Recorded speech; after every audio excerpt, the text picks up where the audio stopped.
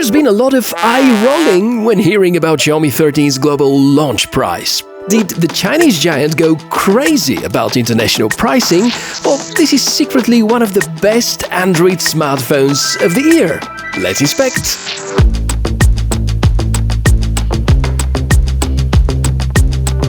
Hey, welcome everybody, really nice to meet you. I'm Michael. On the channel we inspect a lot of cool and interesting tech, and that's Xiaomi 13, a smartphone which I keep on using for the last month, and now it's time to share with you everything important that I was able to discover. It's actually a smartphone that I use since the Mobile World Congress, because the day before that, Xiaomi has officially revealed the 3 units which are part of Xiaomi 13 family. And in terms of statistics, 24 full battery cycles, around 870 photos, and a lot of experience I'm eager to share with you guys. I'm gonna leave the elephant in the room for a last topic to discuss, because it would be fair to find out everything important about it, see how the hardware performs and also the software before talking about the price, because this time Xiaomi actually asked us to pay a lot more as compared to the predecessing generation. And obviously, given the shape and size, that's going to compete directly with iPhone 14, with Galaxy S23, maybe the Google Pixel 7, and now it's time to find out, based on this 1 month of experience, whether it has any chance of winning. You've probably seen the unboxing in many other videos, so I'm about to skip most of the comments here and simply point to the fact that you get both a protective case and a charger as part of the assembly. Design-wise, I personally believe this is one of the most beautifully looking smartphones of the year. It is a lot different to last year's 12 series, and while at some point we were having the feeling that Xiaomi are building their own identity about design, this changes pretty much everything. A combination between rectangular shapes, somewhat reminds of the iPhone series, but also keeps this nice, gentle finish. The front and the rear are both glass-covered, making the device extremely slippery, especially when your hands are slightly sweaty. I personally would never carry a phone without a case, but if you do, get an insurance right away, because no matter how hard glass could be, it eventually breaks. And you know that repairing AMOLED displays costs a lot of money. Looks like it's not just me who believes that out of the 13 series, this looks prettier than the Pro. And undeniably, the grouping of the cameras is somewhat iPhone-like. Power and volume buttons are on the side, and being positioned like that, it makes the phone very good for holding while gaming. The speaker cuts, a Type-C charging port, and a microphone hole is placed at the bottom. This time there is a very symmetrical approach for the top side, which finally makes great sense. Another microphone, a speaker, and looks like Xiaomi continue to rely on their famous infrared blaster. The display is clearly among the nice parts of this smartphone, with very high peak brightness, very accurate colors, and the 120Hz refresh rate, which is gonna please those of you that like mobile gaming. It is behind a Gorilla Glass 5 base protection layer, so it's harder to scratch. Right now there are plenty of discussions whether the Victus is a better choice, and it might be because it's used with the Pro model. From the smartphones that I've tried this year, Xiaomi 13 happens to not be brighter or crispier than Pixel 7's display, and is of course not on par with the Galaxy S23, which is in my opinion something that will outperform even some of next year's flagships. Also, in terms of responsiveness, I guess this is currently mostly down to the software, but Xiaomi 13 has a lot to catch up with the competition, because the software feels not properly optimized yet. Which is a surprise, given the fact that Xiaomi 13 is out in China since a few months already. Under the hood, and you've probably seen a lot of reports about the hardware specifications of this smartphone, so I'll try to stay away from those and focus on what is beyond these numbers. Performance as a starter is true flagship performance. What Snapdragon 8 Generation 2 delivers is remarkable, and the way it is implemented here with the software is also excellent. You would have some really great time when you're playing games, and no, this smartphone is not really marketed as a gaming phone. And yes, you will see some online sources trying to convince you that MIUI is not well adopting the chipset, but it has never failed to deliver good results, and the performance is very consistent. However, there is one thing that Xiaomi do since years, and let me show you. Let's launch Rio Racing 3 and pay attention to the refresh rate. Exactly, it goes down to 60, so what's the point of using a 120Hz refresh rate display when performance is actually being limited?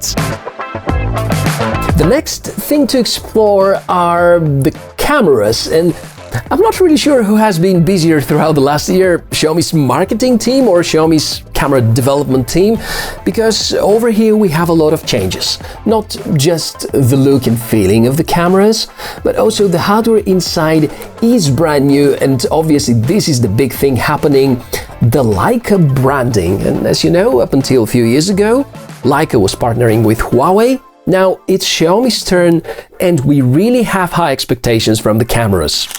The main camera of the Xiaomi 13 consists of an IMX800 sensor with a professional 23mm f/1.8 Leica lens consisting of 7 spherical lenses.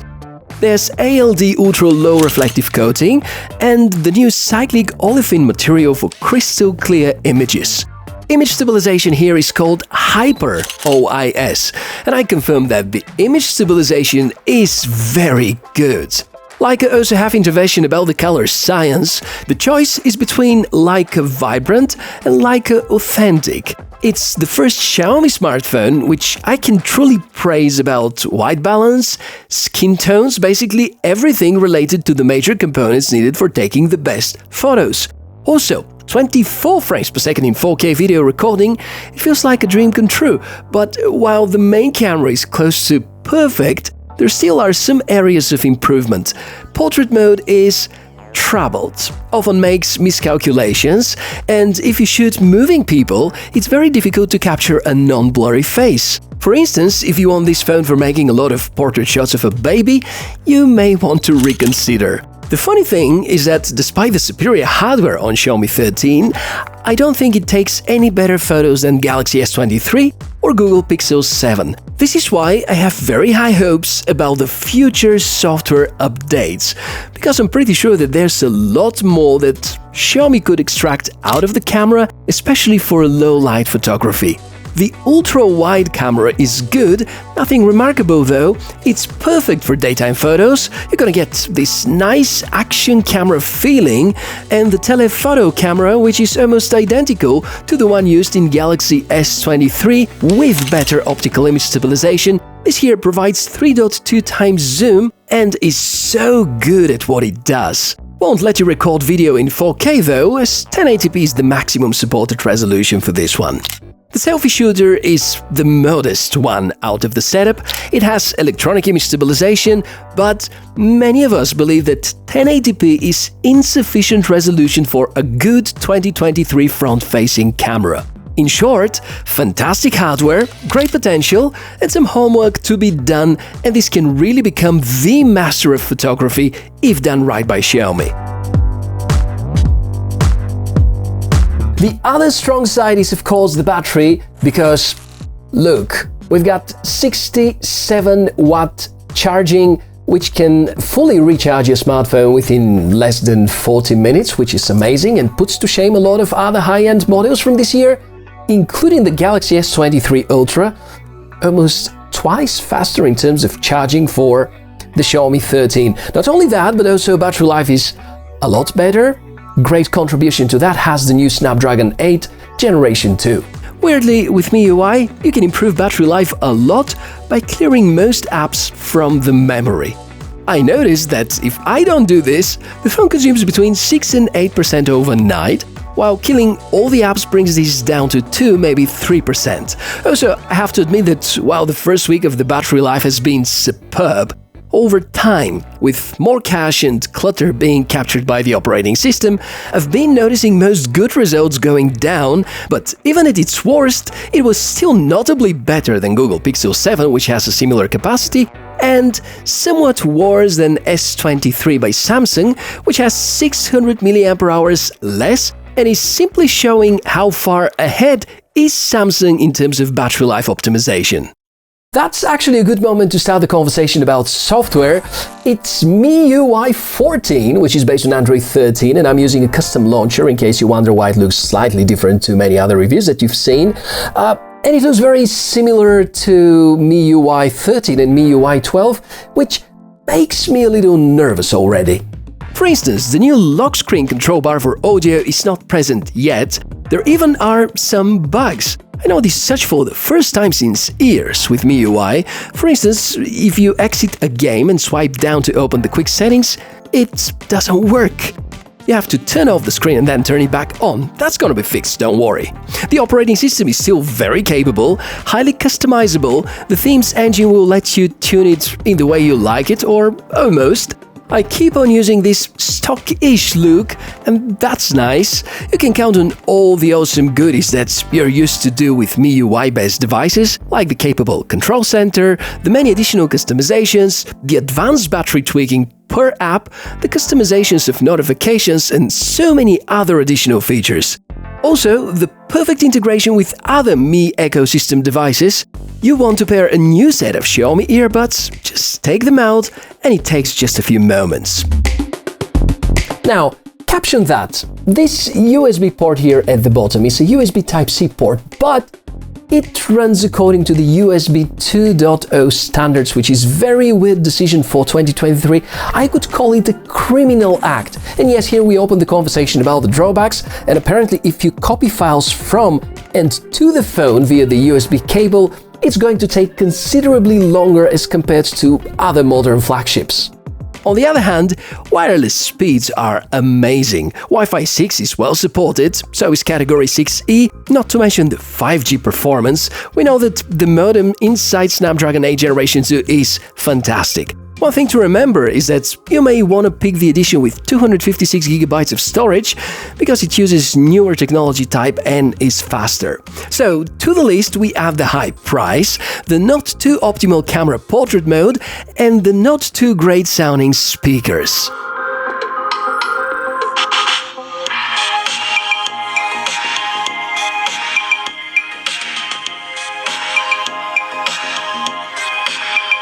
So, is it really worth paying more than $1,000 to own the Xiaomi 13? That's the big question. Obviously, if you're a true Mi fan, it would be a well-justified purchase. If you own the Xiaomi 12 already, I think that's a considerable upgrade in terms of overall performance. But we shouldn't forget the Galaxy S23 costs $200 less than Xiaomi 13, and it's also quite an attractive deal. Furthermore, the camera performance in some ways seems to be better, because over here we have better camera hardware, but the software is not quite there yet. And it's true that Xiaomi 13 can put to shame even the Galaxy S23 Ultra in terms of quick charging, but it has its flaws with the MIUI and its current state. Therefore, I would love to hear about your opinion. Do you believe this is a fair price? Do you have this feeling that the price in China of $650 is too tempting and you're gonna search for ways to order it from China? And do you believe it can be a reasonable alternative to Google Pixel 7, to Galaxy S23 and all other flagships which arrive at the same or at a lower price? It would be quite a nice discussion, so be invited. Also, ways to order the product and some ways to support our work on the channel, you're going to find in the video description area down below. Thank you very much for watching this episode. It's been a pleasure to prepare everything for you. And if you enjoy that, please be subscribed. I'm Michael and wish you a fantastic day. Bye.